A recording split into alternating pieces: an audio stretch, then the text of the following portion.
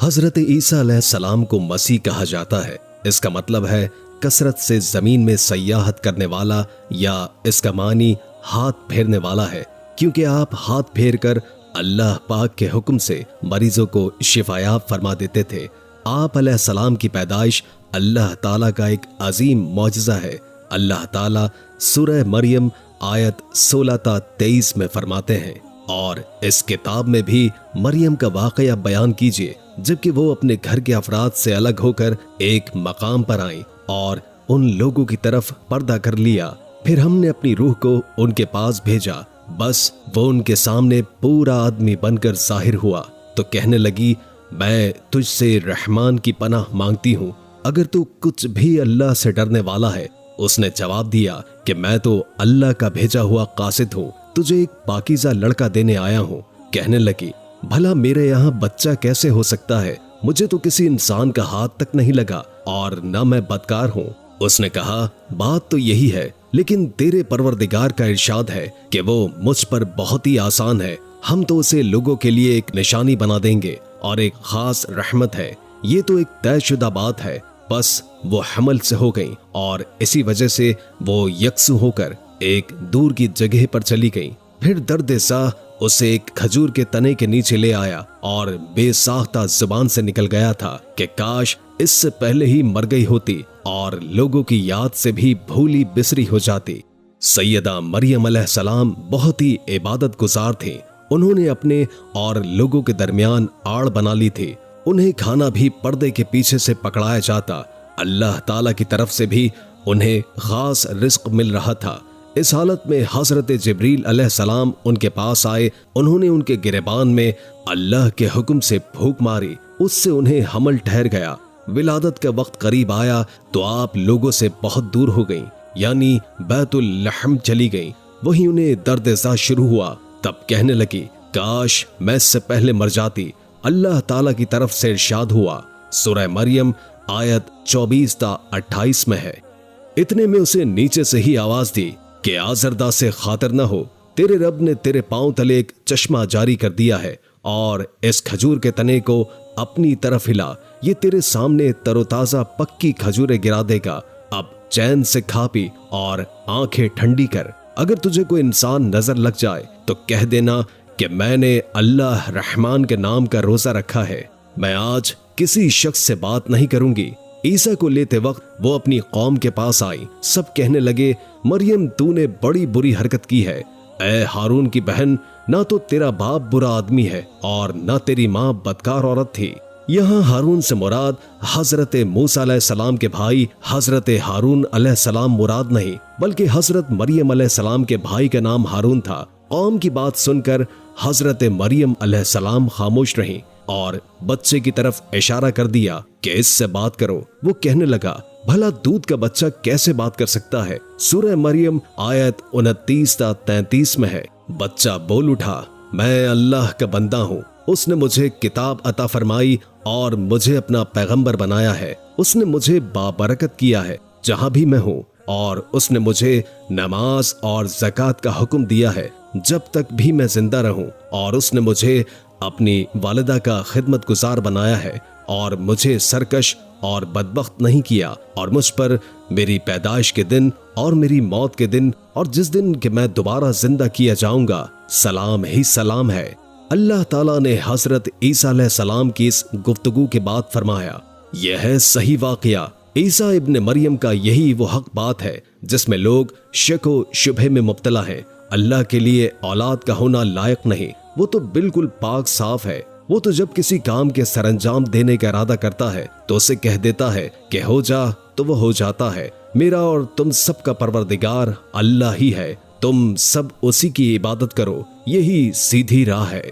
اس طرح حضرت عیسیٰ علیہ السلام کی ولادت بغیر باپ کے ہوئی۔ اس معجزے کے بعد کئی فرقے گمراہ ہوئے اور کہا مریم اللہ تعالیٰ کی بیوی ہے۔ اس بات کی تردید کرتے ہوئے اللہ تعالیٰ سورہ جن آیت 3 میں فرماتے ہیں، اور بے شک ہمارے رب کی شان بڑی بلند ہے، نہ اس نے کسی کو اپنی بیوی بنایا ہے نہ بیٹا۔ بے شک وہ لوگ کافر ہو گئے جن کا قول ہے کہ مسیح ابن مریم ہی اللہ ہے، حالانکہ خود مسیح نے ان سے کہا تھا کہ اے بنی اسرائیل، اللہ پاک ہی کی عبادت کرو جو میرا اور تم سب کا رب ہے۔ یقین مانو کہ جو شخص اللہ کے ساتھ شریک ٹھہراتا ہے اللہ تعالیٰ نے اس پر جنت حرام کر دی ہے، اس کا ٹھکانہ جہنم ہی ہے، اور گناہ گاروں کی مدد کرنے والا کوئی نہ ہوگا۔ وہ لوگ بھی یقیناً کافر ہو گئے جنہوں نے کہا ہے کہ اللہ تین میں سے تیسرا ہے۔ دراصل اللہ کے سوا کوئی معبود نہیں۔ اگر یہ لوگ اپنے قول سے باز نہ رہے تو ان میں سے جو کفر پر رہیں گے انہیں المناک عذاب ضرور پہنچے گا۔ یہ لوگ اللہ تعالیٰ کی طرف کو کیوں نہیں جھکتے اور استغفار کیوں نہیں کرتے؟ اللہ تعالیٰ تو بہت ہی بخشنے والا اور بڑا ہی مہربان ہے۔ مسیح ابن مریم سوائے پیغمبر ہونے کے اور کچھ بھی نہیں۔ ان سے پہلے بھی بہت سے پیغمبر گزر چکے ہیں۔ ان کی والدہ ایک راست باز عورت تھیں، دونوں ماں بیٹا کھانا بھی کھایا کرتے تھے۔ آپ دیکھیے کس طرح ہم لوگوں کے سامنے دلیلیں رکھتے ہیں اور غور کیجئے کس طرح وہ گرے جاتے ہیں۔ پھر اللہ تعالیٰ نے ان آیات میں عیسائیوں کے عقیدے کا رد کیا ہے، کیونکہ وہ مریم علیہ السلام اور عیسیٰ علیہ السلام کو اللہ کا حصہ مانتے ہیں۔ سورہ اخلاص میں بھی ان کے عقیدے کا ان الفاظ میں رد کیا گیا ہے۔ آپ کہہ دیجئے کہ وہ اللہ ایک ہے، اللہ بے نیاز ہے، نہ اس سے کوئی پیدا ہوا اور نہ وہ کسی سے پیدا ہوا اور نہ کوئی اس کا ہمسر ہے۔ لوگوں نے جب مریم علیہ السلام پر تہمت لگائی، انہیں بدکار کہا، تو اللہ نے فرمایا، سورہ نساء آیت 156 میں ہے، اور ان کے کفر کے باعث اور مریم پر بہت بڑا بہتان باندھنے کے باعث ہم نے ان پر لعنت کی۔ اسی طرح سورہ آل عمران آیت 59 میں اللہ تعالیٰ فرماتے ہیں، اللہ کے نزدیک عیسیٰ کی مثال ہو بہو آدم کی مثال ہے، جسے مٹی سے پیدا کر کے کہہ دیا ہو جا سو ہو گیا۔ عیسائیوں کا مریم علیہ السلام اور عیسیٰ علیہ السلام کے بارے میں یہ بہت ہی بڑا جھوٹ ہے کہ عیسیٰ علیہ السلام اللہ کے بیٹے اور مریم علیہ السلام اللہ کی بیوی ہیں۔ اللہ تعالیٰ سورہ مریم آیت 88 تا 95 میں فرماتے ہیں، ان کا قول تو یہ ہے کہ اللہ رحمان نے بھی اولاد اختیار کی ہے، یقیناً تم بہت بری اور بھاری چیز لائے ہو۔ قریب ہے کہ اس بہتان کی وجہ سے آسمان پھٹ جائے اور زمین شق ہو جائے اور پہاڑ ریزہ ریزہ ہو جائے کہ وہ رحمان کی اولاد ثابت کرنے بیٹھیں۔ شان رحمان کے لائق نہیں کہ وہ اولاد رکھے۔ آسمانوں اور زمین میں جو بھی ہیں سب کے سب اللہ کے غلام بن کر ہی آنے والے ہیں۔ سب کو اس نے گھیر رکھا ہے اور سب کو پوری طرح گن بھی رکھا ہے۔ یہ سارے کے سارے قیامت کے دن اکیلے اس کے پاس حاضر ہونے والے ہیں۔ اللہ تعالیٰ سورہ انعام آیت 101 میں فرماتے ہیں، وہ آسمانوں اور زمین کا خالق ہے۔ اللہ تعالیٰ کے ہاں اولاد کہاں ہو سکتی ہے، حالانکہ اس کی کوئی بیوی تو ہے ہی نہیں، اور اللہ تعالیٰ نے ہر چیز کو پیدا کیا ہے اور وہ ہر چیز کو خوب جانتا ہے۔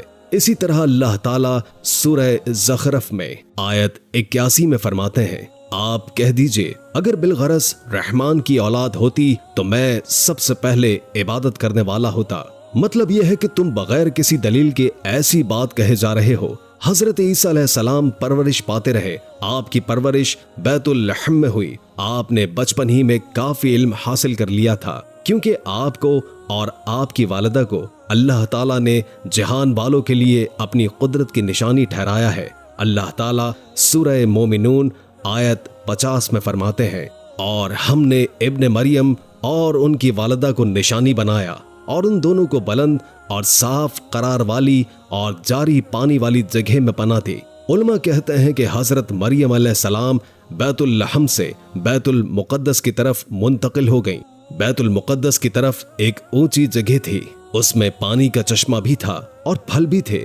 حضرت عیسیٰ علیہ السلام بڑے ہو گئے، ان میں علم و حکمت اور اصلاح کی علامات واضح ہو رہی تھیں، لیکن ابھی تک آپ کو نبوت نہیں ملی تھی۔ یہاں تک کہ آپ کی عمر 20 سال ہو گئی، تب اللہ تعالیٰ نے آپ کو انجیل عطا فرمائی۔ اس کے بعد آپ نے اللہ کے رسول کی حیثیت سے دین کی دعوت شروع کی۔ اللہ تعالیٰ سورہ مائدہ آیت 46 میں فرماتے ہیں، اور ہم نے ان کے پیچھے عیسیٰ بن مریم کو بھیجا جو اپنے سے پہلے کی کتاب تورات کی تصدیق کرنے والے تھے، اور ہم نے انہیں انجیل عطا فرمائی جس میں نور اور ہدایت تھی، اور اپنے سے پہلے کی کتاب تورات کی تصدیق کرتی تھی اور پرہیزگار لوگوں کے لیے سراسر ہدایت اور نصیحت تھی۔ اور اکثر مفسرین کا اس بات پر اتفاق ہے کہ حضرت عیسیٰ علیہ السلام کو 30 سال کی عمر میں انجیل عطا کی گئی تھی، ساتھ ہی اللہ نے انہیں عظیم معجزات عطا فرمائے۔ سورہ آل عمران آیت 48 اور 49 میں اللہ فرماتے ہیں، اور اللہ اسے لکھنا اور حکمت اور تورات اور انجیل سکھائے گا، اور وہ بنی اسرائیل کی طرف رسول ہوگا کہ میں تمہارے پاس اپنے رب کی نشانی لایا ہوں۔ میں تمہارے لیے پرندے کی شکل کی طرح مٹی کا پرندہ بناتا ہوں، پھر میں اس میں پھونک مارتا ہوں، پھر وہ اللہ کے حکم سے پرندہ بن جاتا ہے، اور اللہ کے حکم سے میں مادرزاد اندھے کو اور کوڑی کو اچھا کر دیتا ہوں اور مردے کو جلا دیتا ہوں۔ جو کچھ تم کھاؤ اور جو اپنے گھروں میں ذخیرہ کرو میں تمہیں بتا دیتا ہوں، اس میں تمہارے لیے بہت بڑی نشانی ہے اگر تم ایماندار ہو۔ اسی طرح حضرت عیسیٰ علیہ السلام بنی اسرائیل کی طرف مبعوث ہوئے۔ تمام نبی کسی خاص قوم کی طرف مبعوث ہوئے ہیں، جبکہ نبی اکرم صلی اللہ علیہ وآلہ وسلم تمام انسانوں اور جنوں کے لیے رسول بنا کر بھیجے گئے۔ یہ آپ کی خصوصیات میں سے ایک امتیازی خصوصیت ہے۔ اللہ تعالیٰ نے حضرت عیسیٰ ابن مریم علیہ السلام کو عظیم معجزات عطا فرمائے۔ پیدائشی اندھا بینا ہو جاتا ہے، کوڑی کا کوڑ دور ہو جاتا ہے، برس والے کے جسم پر ہاتھ رکھ دیتے ہیں تو اس کا برس ختم ہو جاتا ہے، مٹی کے پرندے بنا کر پھونک مارتے ہیں تو وہ آسمان کی طرف پرواز کر جاتے ہیں۔ لیکن سب سے بڑا معجزہ اللہ تعالیٰ نے آپ کو یہ عطا فرمایا ہے کہ آپ نے اللہ کے حکم سے مردوں کو زندہ کیا۔ سورہ آل عمران آیت 50 اور 51 میں اللہ فرماتے ہیں، اور میں تورات کی طرف تصدیق کرنے والا ہوں جو مجھ سے پہلے ہے، اور میں اس کے لیے آیا ہوں کہ تم پر بعض چیزیں حلال کر دوں گا جو تم پر حرام کر دی گئی ہیں،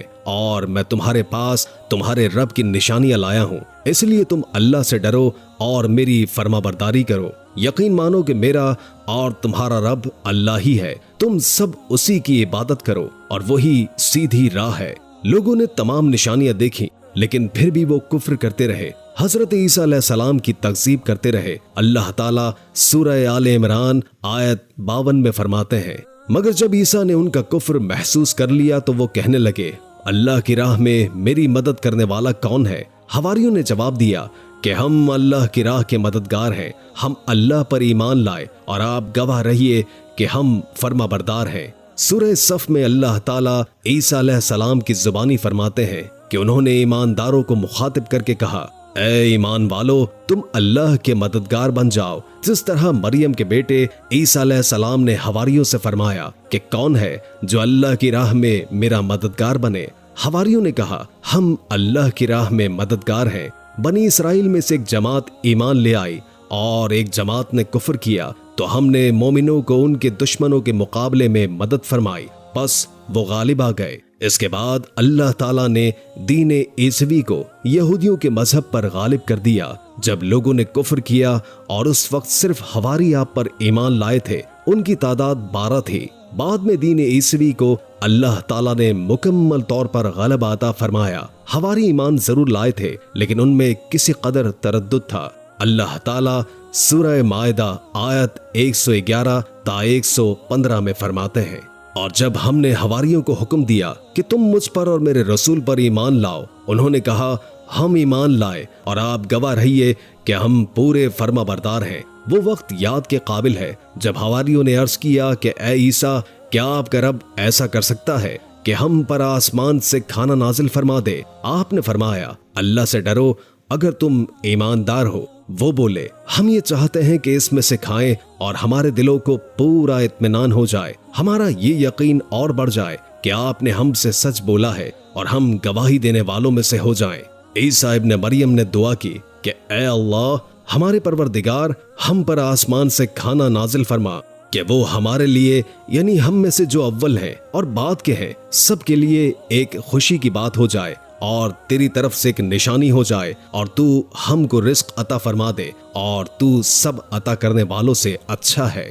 حق تعالیٰ نے ارشاد فرمایا کہ میں وہ کھانا تم لوگوں پر نازل کرنے والا ہوں، پھر جو شخص تم میں سے اس کے بعد کفر کرے گا تو میں اس کو ایسی سزا دوں گا کہ وہ سزا دنیا جہاں والوں میں سے کسی کو نہیں دوں گا۔ اور یہ اللہ تعالیٰ کی سنت ہے کہ جب منہ مانگا معجزہ آ جائے اور اس کے بعد بھی لوگ کفر کریں تو تمام لوگ ہلاک کر دیے جاتے ہیں۔ आखिरकार वो खाना उतरने लगा। उन्होंने उस खाने को खाया और ईमान पर कायम रहे।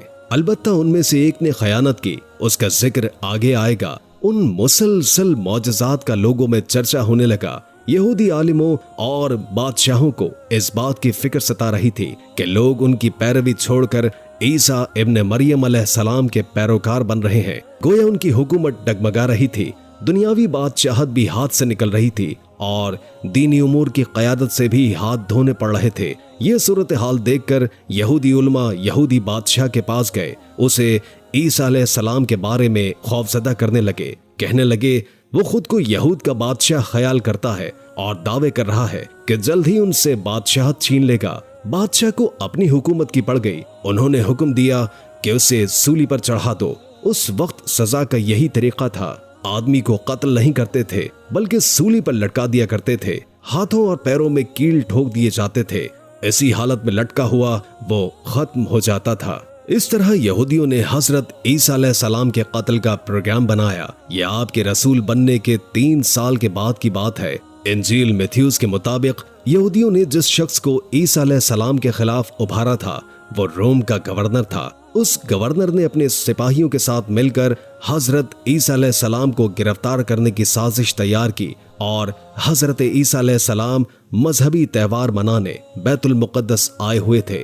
यहाँ हजरत ईसा अलैहिस्सलाम ने खाना खाया और अपने 11 शागिर्दों समेत शहर से बाहर कुत्समनी नामी एक जगह पर रात गुजारने के लिए तशरीफ ले गए। फिर अपने शागिर्दों से अलग होकर अल्लाह से यूं दुआ की, ऐ मेरे अल्लाह, अगर हो सके तो ये प्याला यानी मौत मुझसे टल जाए। और उसके जवाब में तसल्ली नाजिल हुई।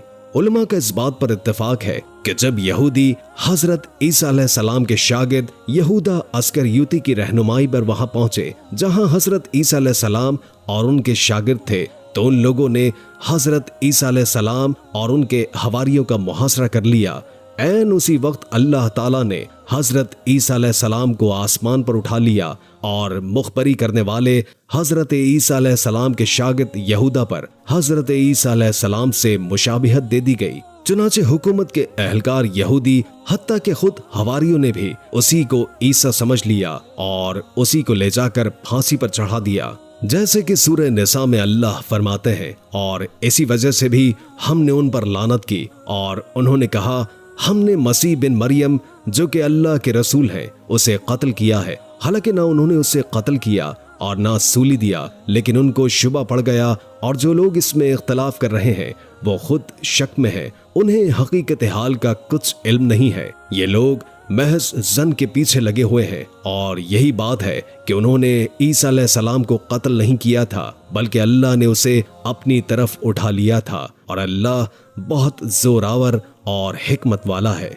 यहूदी और ईसाई इस बात पर मुत्तफिक थे कि हजरत ईसा अलैहिस्सलाम को सूली पर चढ़ा दिया गया है, लेकिन उनमें थोड़ा सा इख्तलाफ भी था। यहूदी कहते हैं कि वो कत्ल हो गए, जबकि ईसाई कहते हैं कि वो 3 दिन मुर्दा होने के बाद जिंदा हुए और आसमान पर चले गए। अल्लाह ताला ने उन दोनों ग्रोहों की तरदीद करते हुए फरमाया है कि ये शक में मुब्तला हैं। दर हकीकत ये लोग ईसा अलैहिस्सलाम को गिरफ्तार न कर सके थे।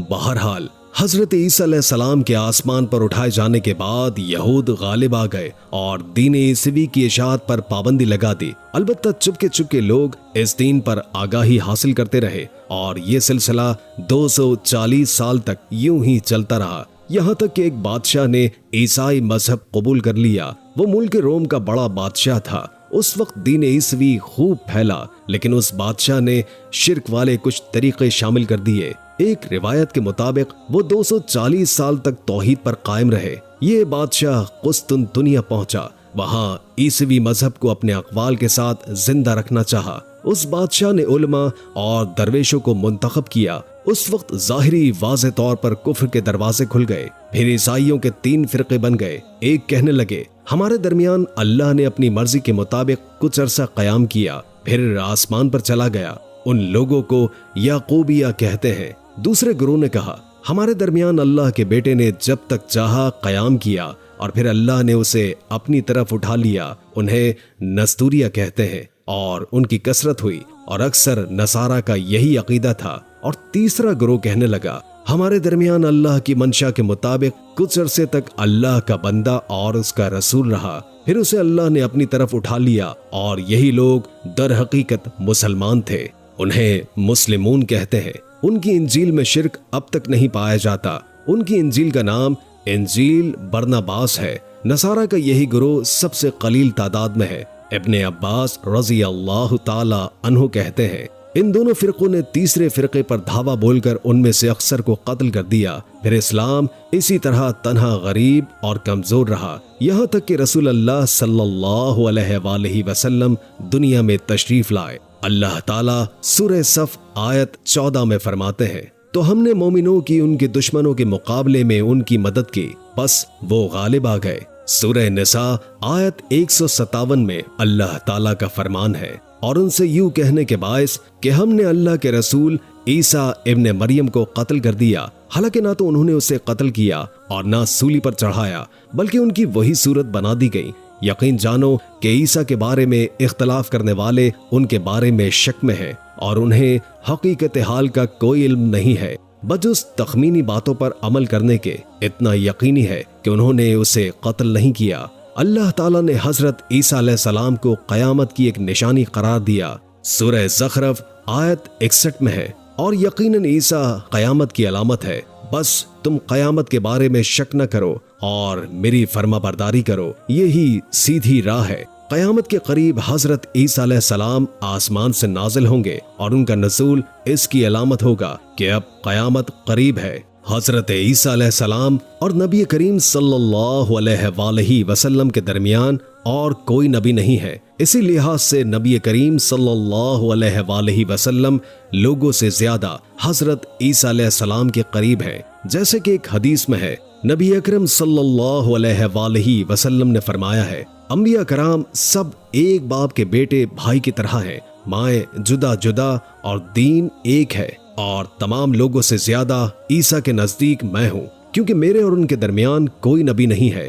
نبی کریم صلی اللہ علیہ وآلہ وسلم اور حضرت عیسیٰ علیہ السلام کی درمیانی مدت تقریباً 560 سال ہے۔ آپ فرماتے ہیں وہ بہت جلد نازل ہوں گے، جب تم انہیں دیکھو گے تو پہچان لو گے، وہ درمیانی قد کے ہیں اور ان کا چہرہ سفید اور سرخی مائل ہے، ان کے سر کے بال سیدھے ہیں، ان کے بالوں سے پانی کے قطرے گرتے محسوس ہوں گے، حالانکہ ان کا سر بالکل خشک ہوگا۔ وہ مسجد دمشق کے سفید مینار پر اتریں گے، صلیب کو توڑ دیں گے، خنزیر کو قتل کریں گے، عیسائیت سمیت تمام باطل دین کو ختم کریں گے، نصرانیت کی تمام علامات مثلا صلیب اور خنزیر کا خاتمہ کر دیں گے۔ ان کے زمانے میں تمام مذاہب ختم ہو جائیں گے، صرف اسلام باقی رہ جائے گا۔ دجال کو بھی اللہ پاک حضرت عیسیٰ علیہ السلام کے ہاتھوں قتل کروائیں گے۔ پوری زمین پر صرف اسلام ہی ہوگا، ساری زمین امن کا گہوارہ بن جائے گی، یہاں تک کہ بکری اور شیر مل کر زندگی بسر کریں گے، بچے سانپوں سے کھیلیں گے،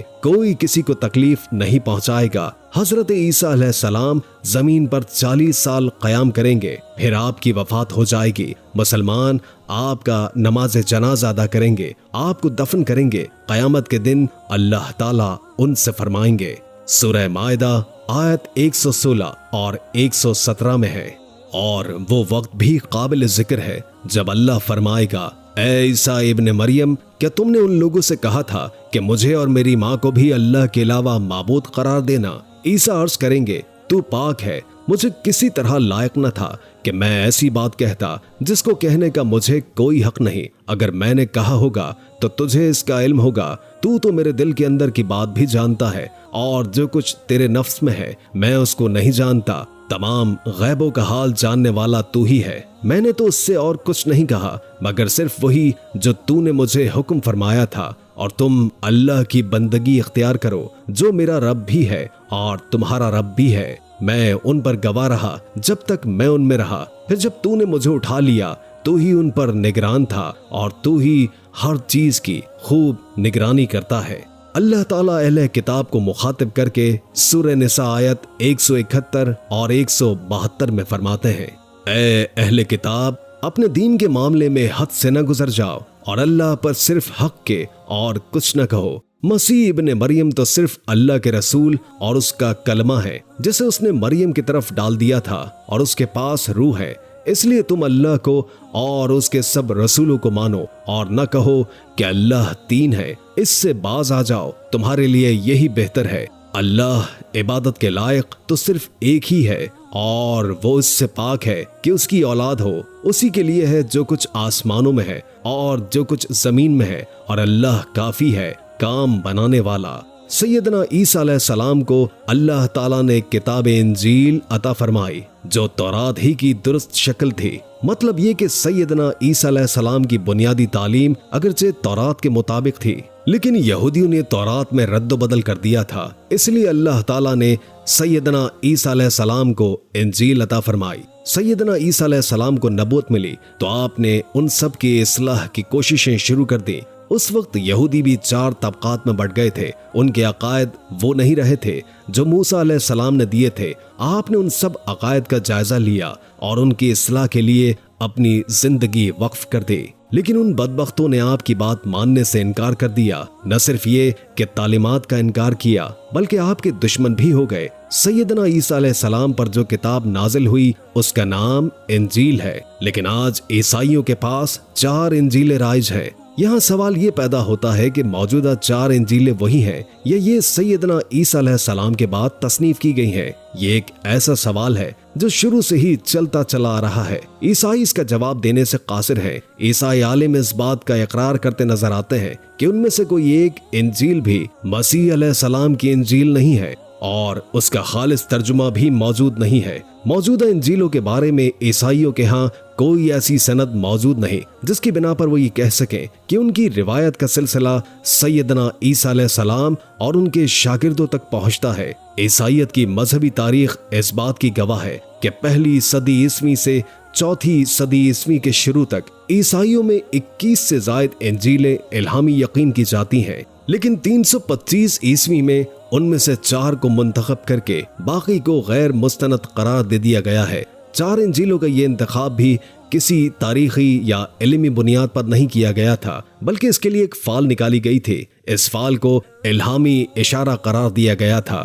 ان 4 انجیلوں میں میتھیو کی انجیل سب سے قریب انجیل سمجھی جاتی ہے۔ اس کے باوجود عیسائیوں کے پرانے عالم اس بات کو تسلیم کرتے ہیں کہ یہ انجیل میتھیو بھی اصلی نہیں ہے بلکہ اس کا ترجمہ ہے، اس لیے اصل کتاب عبرانی زبان میں تھی جو اب ناپید ہے اور ضائع ہو گئی ہے۔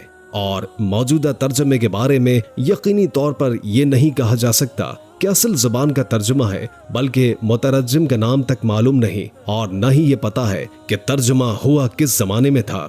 دوسری انجیل مرقس کی انجیل ہے۔ اس کے بارے میں مشہور عیسائی عالم اپنی کتاب مرقس کی سوائے حیات میں لکھتا ہے، یہ نسلاً یہودی تھا اور یہ عیسائی علیہ السلام کے حواری پطرس کا شاگرد تھا۔ جب رومیوں نے عیسائیت اختیار کر لی تو اس نے ان کے مطالبے پر یہ انجیل تصنیف کی۔ وہ سن 68 عیسوی میں اسکندریہ کے قید خانے میں بت پرستوں کے ہاتھوں قتل ہوا۔ تیسری انجیل لوقا کی انجیل ہے۔ عیسائی عالموں میں میتھیو کی انجیل کے بارے میں جتنے اختلافات تھے ان سے زیادہ لوقائی انجیل میں موجود ہیں، اور خود لوقا نے اپنی انجیل کے بارے میں لکھا ہے کہ یہ انجیل اس شاہ فہرست کے ساتھ خط و کتابت کی بنیاد پر لکھی ہے۔ وہ اس میں مخاطب کر کے لکھتا ہے کہ سچ کی باتیں جن لوگوں نے کانوں سے سنی تھی انہوں نے ہم تک جس طرح پہنچائی ہیں ان کو بہت سے لوگ ہم سے نقل کر رہے ہیں، اس لیے میں ضروری سمجھتا ہوں کہ ان کو خود ہی صحیح طریقے پہ کر دوں تاکہ تمہیں صحیح حقیقت معلوم ہو جائے۔ اس سے صاف معلوم ہوتا ہے کہ لوقا نے سیدنا عیسیٰ علیہ السلام کا زمانہ نہیں پایا۔ اس کے ساتھ عیسائی عالم یہ بھی بیان کرتے ہیں کہ لوقا کی انجیل مرقس کی انجیل کے بعد وجود میں آئی اور پطرس اور پولوس کے مرنے کے بعد تصنیف کی گئی ہے۔ دراصل لوقا انطاکیہ کے شہر میں کاروبار کرتا تھا۔ اس نے مسیح علیہ السلام کو نہیں دیکھا اور عیسائیت کو سینٹ پال یعنی پولوس سے سیکھا، اور سینٹ پال کے بارے میں یہ بات تحقیق تک پہنچ چکی ہے کہ وہ دراصل یہودی تھا، عیسائیوں کا بدترین دشمن خیال کیا جاتا تھا۔ وہ عیسائیوں کے خلاف اپنی جدوجہد جاری رکھے ہوئے تھا، مگر جب اس نے دیکھا کہ اس کی تمام تر مخالفتوں اور رکاوٹوں کے باوجود عیسائیت ترقی کرتی جا رہی ہے اور روکے نہیں رک رہی، تو اس نے فریب سے کام لیا اور اعلان کیا کہ مجھ سے ایک عجیب معجزہ سرزد ہوا ہے۔ میں صحیح حالت میں تھا کہ میں زمین پر گرا جیسے کوئی کسی کو لڑائی میں پچھاڑ دیتا ہے، اور اسی حالت میں مسیح علیہ السلام نے مجھے ہاتھ لگایا اور سخت الفاظ میں کہا، خبردار آئندہ میرے پیروکاروں کے خلاف کوئی قدم نہ اٹھانا۔ بس میں اسی وقت مسیح علیہ السلام پر ایمان لے آیا اور مسیح کے حکم سے مسیحی دین کی خدمت کے لیے مامور ہو گیا ہوں۔ مسیح نے مجھ سے کہا ہے کہ میں لوگوں کو مسیح کی انجیل کی بشارت سنا دوں اور ان کی پیروی کی طرف راغب کر دوں۔ اس طرح انہوں نے آہستہ آہستہ کلیسا پر ایسا قبضہ کیا کہ دین عیسوی کی اصل صداقتوں کو مٹا کر اسے بدعتوں اور رسومات کا مجموعہ بنا ڈالا اور پوری مسیحت کو بت پرستی میں تبدیل کر دیا۔ آج جو مسیحت قائم ہے وہ اسی پولس کی ایجاد کردہ مسیحت ہے۔ یعنی اس کے بعد کون دعویٰ کر سکتا ہے کہ اس کے شاگرد لوقا کی انجیل الہامی انجیل ہے، چوتھی انجیل یوحنا کی انجیل ہے، جس کے بارے میں عیسائیوں کا عام عقیدہ ہے کہ یہ سیدنا عیسیٰ علیہ السلام کے محبوب شاگرد یوحنا کی تالیف ہے۔ یوحنا عیسیٰ علیہ السلام کے 12 حواریوں میں سے ایک تھا۔ یوحنا کی انجیل کو ان کی انجیل کہا جاتا ہے، لیکن خود عیسائی عالموں کا یہ دعویٰ ہے کہ یوحنا کی انجیل خود یوحنا کی تصنیف کردہ نہیں ہے۔ یہ تھا انجیلوں کا تعارف، اس سے ان کی ہر حقیقت واضح ہو جاتی ہے۔ حضرت عیسیٰ علیہ السلام اللہ کے نبی، رسول اور پیغمبر ہیں۔ ان کے بعد سوائے نبی کریم صلی اللہ علیہ وآلہ وسلم کے بعد کوئی نبی نہیں آیا۔ نبی کریم صلی اللہ علیہ وآلہ وسلم افضل النبیین، افضل المرسلین اور خاتم النبیین ہیں۔ آپ پر اور تمام انبیاء کرام پر اللہ تعالیٰ کی رحمتیں نازل ہوں، آمین۔ امید ہے کہ آج کی ویڈیو آپ کو کافی معلوماتی لگی ہوگی اور اس سے بہت کچھ جاننے کو ملا ہوگا۔ اگر ویڈیو اچھی لگی ہو تو لائک کر کے ہمارے چینل کو سبسکرائب کر دیں اور کامنٹ باکس میں کامنٹ کر کے اپنی آرا سے بھی آگاہ کیجیے اور بیل آئیکن کو کلک کر دیں تاکہ ہماری نئی آنے والی ویڈیوز کا آپ کو پتہ چلتا رہے۔ اگر زندگی رہی تو ایک اور ویڈیو کے ساتھ انشاءاللہ حاضر ہوں گے۔ ابھی ہمیں اجازت دیجیے، اللہ حافظ۔